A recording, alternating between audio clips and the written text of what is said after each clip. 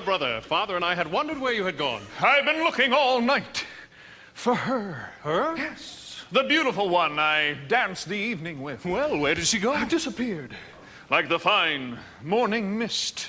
Well, she was lovely. The loveliest. Oh, I'm not certain of that. I must confess, I too have found a lovely maiden. She lives here in the woods. The woods? Yes, in the top of a tall tower that has no door or stairs. Where? 2 leagues from here, due east, just beyond the mossy knoll. And how do you manage a visit? Oh, I stand before her window and I say, Rapunzel, Rapunzel, let down your hair to me. And then she lowers the longest, most beautiful head of hair, yellow as corn, which I climb to her. Rapunzel, Rapunzel, what kind of a name is that?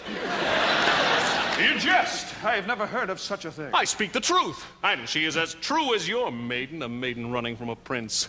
None would run from us. Yet one has.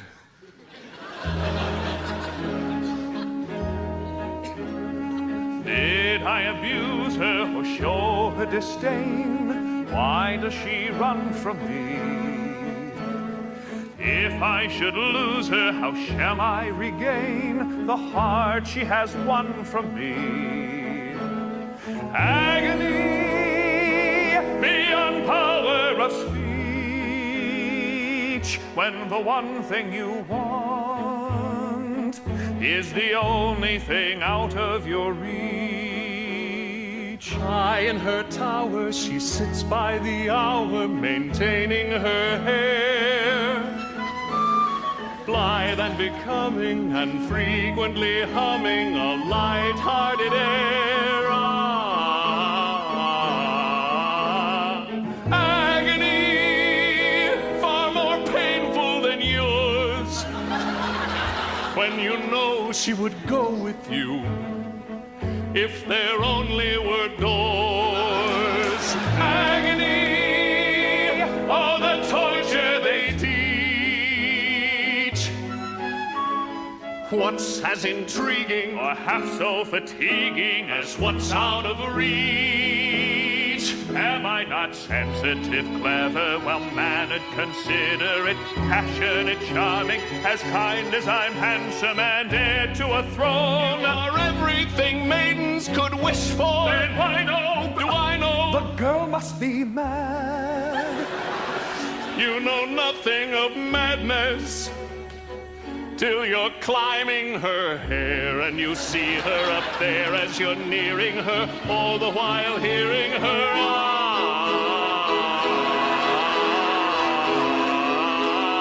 agony, misery, though it's different for each. Always 10 steps behind, always 10 feet below, and she's just out of reach. Agony that can cut like a knife. I must have her to wife.